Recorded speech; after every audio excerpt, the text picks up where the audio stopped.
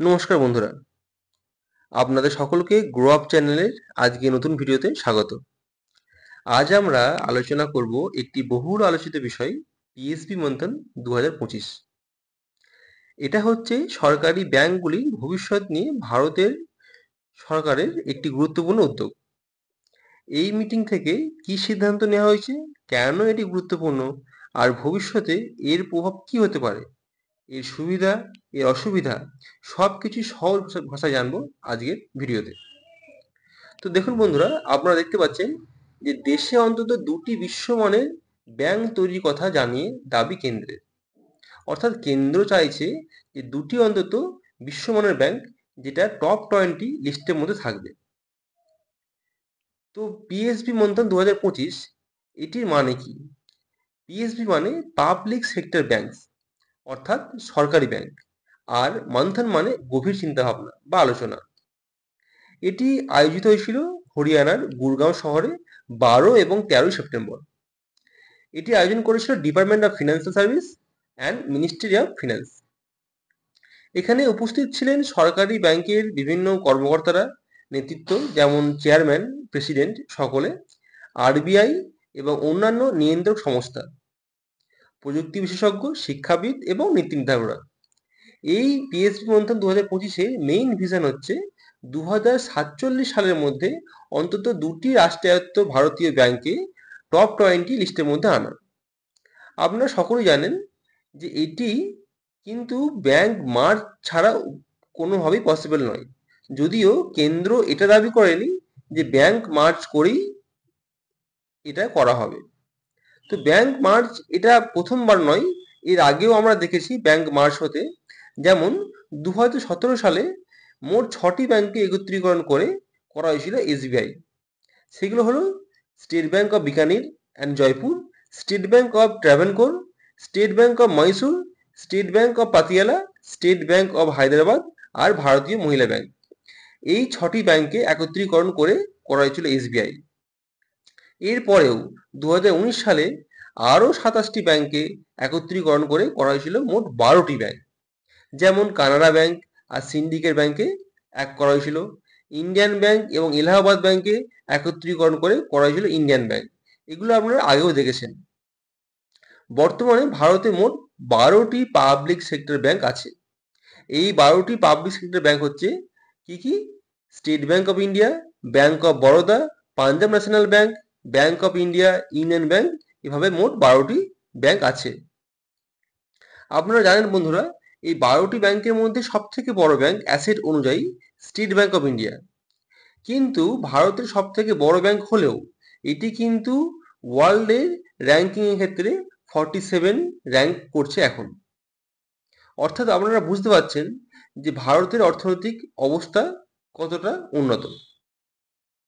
এক্ষেত্রে আপনারা যদি ওয়ার্ল্ডের, এক্ষেত্রে আমরা পরের স্লাইডে আবার দেখে নিই যে টপ 10 গভর্নমেন্ট ব্যাংক অফ ইন্ডিয়ার তাদের মার্কেট ক্যাপটা কেমন আছে। আপনারা দেখতে পাচ্ছেন স্টেট ব্যাংক অফ ইন্ডিয়ার 7.28 লাখ করোড় এর মোট ক্যাপিটালাইজেশন। এরপর bank of Baroda 1.28, Punjab national bank, এছাড়া সমস্ত ব্যাংকের ডিটেলস এখানে দেওয়া আছে। কিন্তু বন্ধুরা, আপনারা জেনে থাকবেন আমি এখানে টপ ওয়ার্ল্ডের যে 100টা ব্যাংক আছে সেই 100টা ব্যাংকের লিস্টের মধ্যে আমি 25টা ব্যাংকে নিয়েছি। এখানে যদি আপনারা দেখেন, লক্ষ্য করবেন যে প্রথম 4টি ব্যাংক, অর্থাৎ industrial and commercial bank of India, যেটা ওয়ার্ল্ডের সব থেকে বড় ব্যাংক, এটা কিন্তু চায়নার। এরপরে agriculture bank of China, China construction bank এবং ব্যাংক অফ চায়না। ওয়ার্ল্ডের সব থেকে বড় ব্যাংকগুলোর মধ্যে 4টি হচ্ছে চায়নার, এবং সব থেকে যে বড় ব্যাংকটা, তার ক্যাপিটাল 6.68। অর্থাৎ ভারতের সবকটি ব্যাংক একসঙ্গে যদি আপনি মিলিয়েও দেন, তাহলেও এক্ষেত্রে হবে 7, 8, 9, সবগুলো মিলে 10, 12। আমি খুব বেশি ধরলাম 2 ট্রিলিয়ন। কিন্তু আপনি শুধু মাত্র ব্যাংক অফ চায়না দেখবেন 6। অর্থাৎ ভারতের সবকটি ব্যাংকের নিয়ে যে অ্যাসেট, তারও 3 গুণ অ্যাসেট হচ্ছে কি চায়নার 1 নম্বর ব্যাংকটা। তাহলে বন্ধুরা বুঝতে পারছেন যে ভারতের অর্থনৈতিক কাঠামো আর চীনের অর্থনৈতিক কাঠামোর মধ্যে কতটা ফারাক। যাই হোক, সে বিষয়ে অন্য একদিন আলোচনা করব। তো বন্ধুরা, এই হচ্ছে ব্যাপার। আপনারা কিছুদিন আগেও শুনছিলেন যে এইচডিএফসি ব্যাংকের র্যাঙ্ক 8 এসছে। সেটি তাহলে কি? সেটি হচ্ছে গিয়ে প্রাইভেট ব্যাংকের মার্কেট ক্যাপ হিসাবে। এক্ষেত্রেও আইসিআইসি ব্যাংক আছে 24 র্যাঙ্ক, এসবিআই আছে 34 র্যাঙ্কে। তো এইগুলো আছে। এরপর আপনারা দেখতে পাবেন যে জেপি মর্গ্যান 5 নম্বর আছে, জেপি মর্গ্যান ব্যাংক। এটি আমেরিকার ব্যাংক। এরপরে একটা আছে গিয়ে ব্যাংক অফ আমেরিকা। এক্ষেত্রে বলে রাখি বন্ধুরা, কিছুদিন আগে একটি নিউজ এসেছিল যে জেপি মর্গ্যান ব্যাংক ভারতে এন্ট্রি করতে চাইছে। তো এটি তো ভালো খবর, জেপি মর্গ্যান ব্যাংক ভারতে এন্ট্রি করতে আসে, ভারতের বিজনেস বাড়বে। কিন্তু বন্ধুরা, একটি কথা মনে রাখতে হবে যে জেপি মর্গ্যান কিন্তু রিটেল ব্যাংকিংয়ে নয়, কর্পোরেট ব্যাংকিংয়ে এস্টাবলিশ হতে চাইছে। এক্ষেত্রে কি কর্পোরেট মানে কি? যেখানে বড় বড় লোন স্যাংশন করা হয়, 1,000 কোটি, 5,000 কোটি, 10,000 কোটি, এমন অ্যামাউন্টগুলো। এক্ষেত্রে হয়তো প্রাথমিকভাবে মনে হতে পারে যে ভারতে বিজনেস বাড়বে, ক্যাশ ফ্লো বাড়বে। কিন্তু এটা প্রাথমিকভাবে মনে হলেও এর কিন্তু বলতে পারেন যে ফিনান্সিয়াল ভেতরের কাঠামো কিন্তু ভারতে যেটা গ্রো আপ করার যে ব্যাপারটা ছিল, সেটি কিন্তু থমকে যেতে পারে। তাই ভারতকে এটাই চেষ্টা করা উচিত যে ভারতের রাষ্ট্রায়ত্ত ব্যাংকগুলোকে কিভাবে আরো বেশি ডেভেলপ করা যায়। তো এইটা হচ্ছে ব্যাপার। এছাড়াও আপনারা জেনে থাকবেন যে ভারতের যে ব্যাংকগুলো আছে সেগুলো যদি সব এখন ডিস্ট্রিবিউট হয়ে আছে 12টা করে। আপনার একটা ছোট্ট উদাহরণ দিয়ে আমি বুঝাই, চেষ্টা করি আমি। যে ধরা যাক আমাদের ভারতে মোট 5টা ব্যাংক আছে।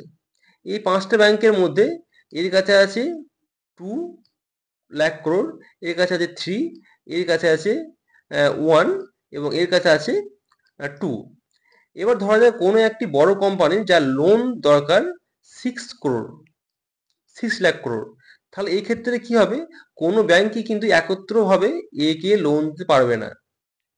এক্ষেত্রে যদি সবকটা ব্যাংক একসঙ্গে মার্জ করে দেওয়া যায়, তাহলে কিন্তু এর লোন পেতে সমস্যা হবে না। এক্ষেত্রে লোন পাওয়ার ক্ষেত্রে কি, এই ব্যাংকের লোন নিয়ে ভারত ইনভেস্ট করবে, ভারতে বিজনেস করবে, প্রফিট করবে, এবং ভারত ট্যাক্স দেবে। সেক্ষেত্রে কি হবে? ভারতের বিজনেস বাড়লে ভারতের অর্থনৈতিক কাঠামো আরো বেশি ডেভেলপ হবে। তো এই হচ্ছে ব্যাপার। এছাড়াও কি হবে? ভারতে কৃষি ক্ষেত্রে লোন বাড়বে, ভারতের এমএসএমই কোম্পানিগুলো আরো বেশি ডেভেলপ হবে। তো এই হচ্ছে মোটামুটি ব্যাপার। তবে হ্যাঁ, এর ক্ষেত্রে অনেক কিছু চ্যালেঞ্জ আছে, সমস্যা আছে। তার মধ্যে অন্যতম হচ্ছে গিয়ে ব্যাংকগুলির যে একত্রীকরণ হবে, এর প্রক্রিয়ায় বিতর্ক থাকতে পারে। পুরনো টেকনোলজি এই নতুন সিস্টেমে যাওয়া কঠিন এবং ব্যয়বহুল, সেটি কতটা করতে পারবে দেখা যাবে। গ্রাহক সেবার মান বজায় রাখার সবসময় সহজ নয়, এটি আপনারা জানেন। এছাড়াও কর্মীদের দক্ষতা, মানসিক প্রস্তুতির প্রয়োজন আছে, এবং নীতি নির্ধারক ও নিয়ন্ত্রক সংস্থার যেগুলো আছে তাদের সহযোগিতা একান্ত কাম্য। তো এগুলো আছে। এছাড়াও আপনারা জানেন যে যদি এটা হয়, তাহলে ভারতের যে বর্তমানে যে কৃষি লোনটা আছে, কৃষি লোনগুলো আরো বেশি পাওয়া যাবে, ভারতের কৃষি ব্যবস্থা আরো বেশি উন্নত হবে, এমএসএমই কোম্পানিগুলো আরো বেশি ঋণ পাবে, তারা বেশি ডেভেলপ হবে। এমএসএমই কোম্পানিগুলো ভারতের ব্যাকবোন বলা হয়, তাই না? তো এগুলো আছে। গ্রাহকদের সেবার মান আরো বেশি বাড়বে। সবচেয়ে বড় কথা, ভারতের অর্থনীতি 2047 সালের মধ্যে উন্নত ভারতের দিকে এগোতে পারার জন্য এই সরকারি ব্যাংকগুলির ভূমিকা সব থেকে বেশি গুরুত্বপূর্ণ হবে। সুতরাং বন্ধুরা, পিএসবি মন্থন 2025 হলো এক ধরনের একটি ভিশন, যা শুধু সরকারি ব্যাংকই নয়, পুরো ভারতীয় অর্থনীতির ভবিষ্যৎ নির্ধারণ করতে পারে এই ব্যাপারটা।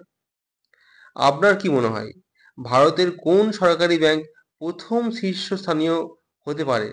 এটি আপনারা কমেন্টে লিখে জানান। তো আজকে এই পর্যন্তই। যদি ভিডিওটি ভালো লেগে থাকে, অবশ্যই লাইক করবেন এবং সাবস্ক্রাইব করবেন, এবং আপনাদের কি মতামত সেটি অবশ্যই কমেন্টে লিখে জানাবেন। সকলকে ধন্যবাদ। সকলে ভালো থাকবেন, সুস্থ থাকবেন।